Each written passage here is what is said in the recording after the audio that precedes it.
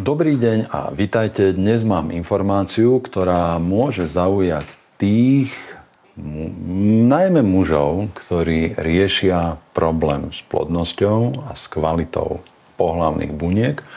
A druhá informácia bude zaujímať ľudí, ktorí chrápu. Niekedy tie veci môžu aj súvisieť.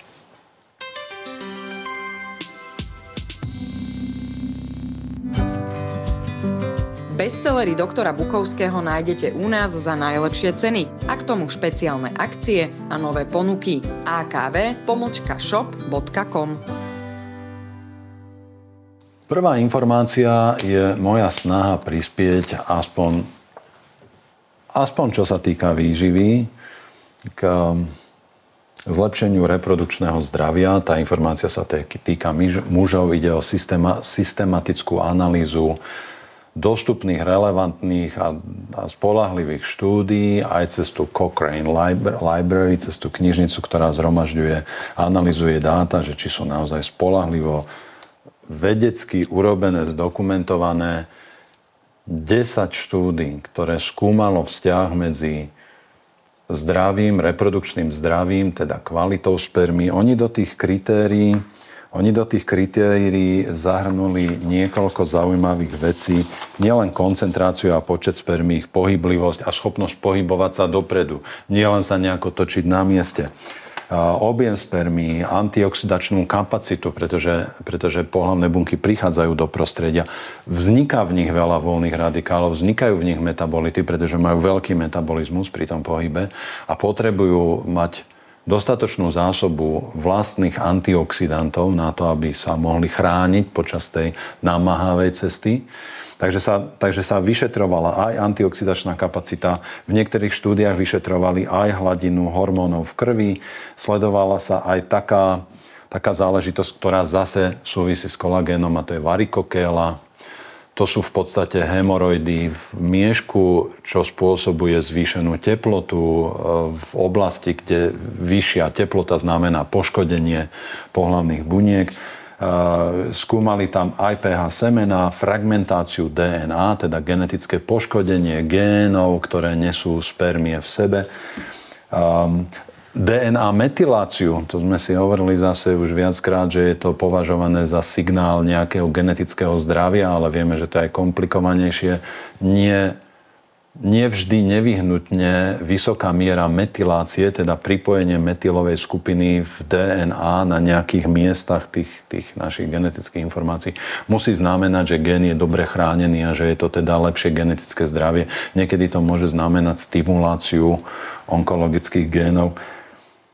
Chromozomálnu stabilitu, teda schopnosť tej DNA dojsť na miesto v poriadku, mikroRNA expresiu, koncentráciu antioxidantov a koncentráciu oxidantov, teda tých reaktívnych kyslíkových látok v semene. Tak toto všetko v tých štúdiách bolo v niektorých niečo, v iných niečo iné a v súvislosti s mediteránnou strávou.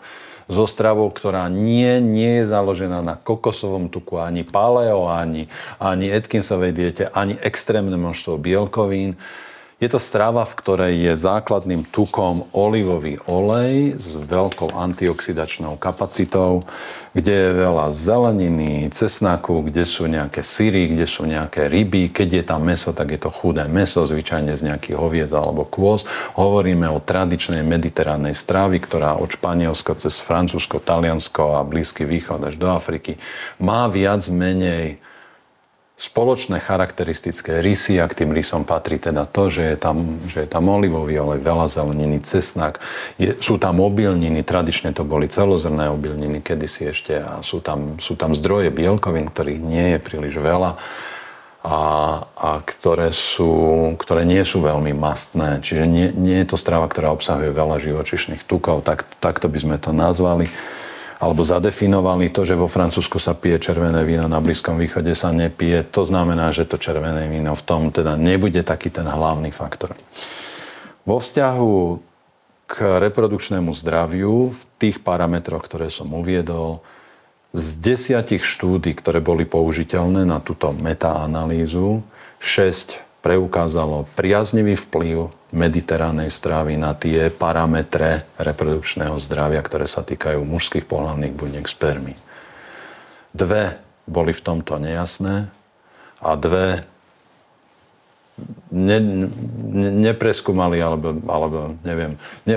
Žiadna štúdia nepreukázala, že by konzumácia mediteránnej stravy, v ktorej je olivový olej, veľa zeleniny, ovocie, sušené ovocie, orechy sú tam veľmi často v tej strave, že by poškodzovala reprodukčné zdravie. Naopak prevažná časť tých štúdií preukázala priaznivý prospešný vplyv. Takže to už nie je len... To už nebude náhoda, pretože tá mediteránna strava už je opakovane potvrdená ako ochranný faktor neurologického zdravia, alebo mentálneho zdravia, alebo kardiovaskulárneho zdravia. Grécke ženy, hoci majú možno ešte väčší výskyt. Kto nie je lenivý, klikne na link v popise pod týmto videom a nájde všetky zmazané videá doktora Bukovského. Na webe akv.tv.com nájdete všetko, čo chcela novodobá cenzúra odstrániť. Už viac ako 450 kvalitných videí o výžive, zdraví, živote a svete okolo nás. akv.tv.com